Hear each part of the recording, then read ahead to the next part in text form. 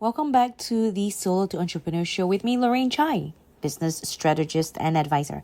So today I wanted to share something deep for me. I was tossing between whether to share this or not, as I am quite a private person, but I decided to. So here it goes. Today's episode is about loss, not from a place of dwelling, but from a place of leadership.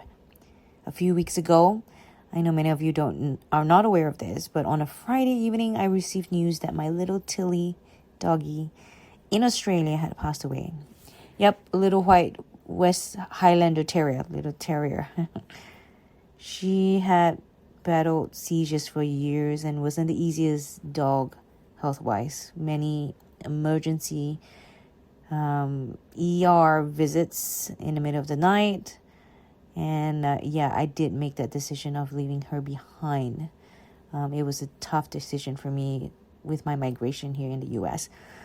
But knowing Tilly, she was loyal, spirited.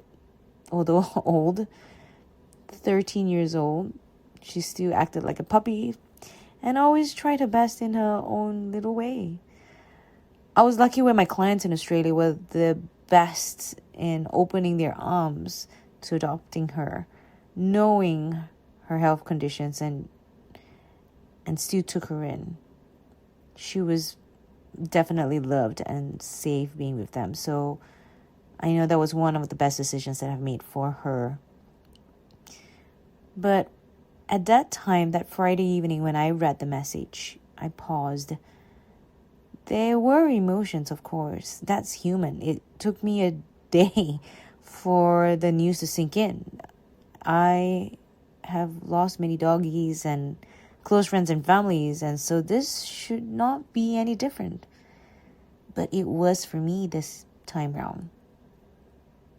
What stood up for me wasn't just the sadness, it was the clarity that followed it. I took the following day off, the Saturday off, not because I couldn't function, but because I needed to process the news. It didn't sit by me until the very next day. Leaders process before they proceed, and I needed to reflect, to allow the emotions to settle. And then I made a decision. I decided to move forward, not because it didn't matter. She meant the world to me, not because I didn't care, but because my purpose didn't disappear with the loss. She was my reason of planning, of growing, of doing things bigger and better. And that's the distinction I want to talk about today. Loss happens to all of us, but the emotions doesn't serve us in the long run. You lose people, relationships, seasons, clients, opportunities, versions of yourself, failures, right? You miss those opportunities in your business. But here's the reality most people don't like to admit. The world does not stop. The market doesn't pause. Your responsibilities don't freeze. Your bills don't wait for you just to catch up. If you are building something meaningful, neither can you. That doesn't mean you ignore emotion. It means you don't let emotion dictate your direction. Some people might wonder how I can return to work so quickly. The answer is simple. I know my reason. As I said, Tilly was part of my journey. She was present during many seasons of growth, from reminding me of balance to reminding me the importance of so many things in my life. But she was not the foundation of my purpose, and our passing does not remove the vision that brought me here. Over the years, through losing close friends, pets, partnerships, and chapters of my life, I've learned that you can honor something without halting your future. All the loss that I have is with me honoring their existence and impact in my life. You can feel deeply without losing momentum. You can respect what was while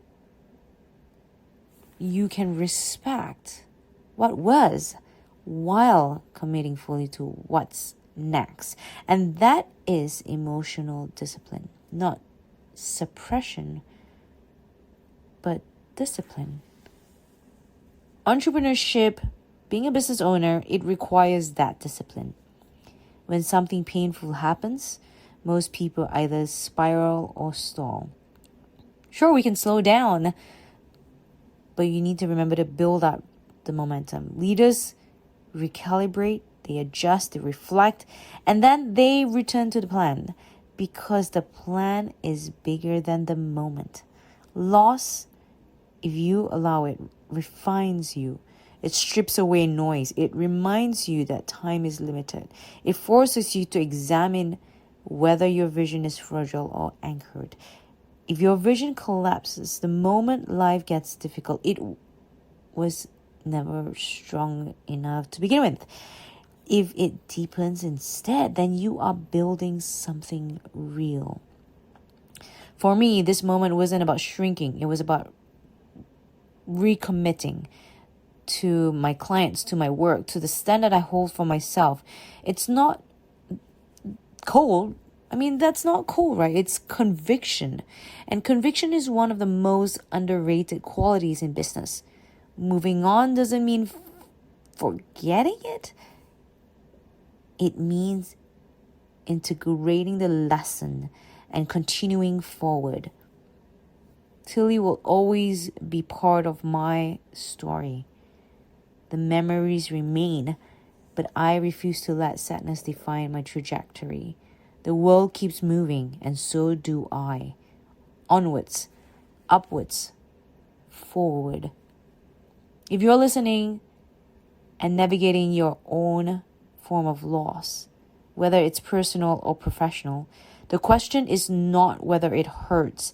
The question is what you're going to do about it. Will you pause permanently or will you rise intentionally? Leadership is ownership. Ownership of your response, your direction, and your next move.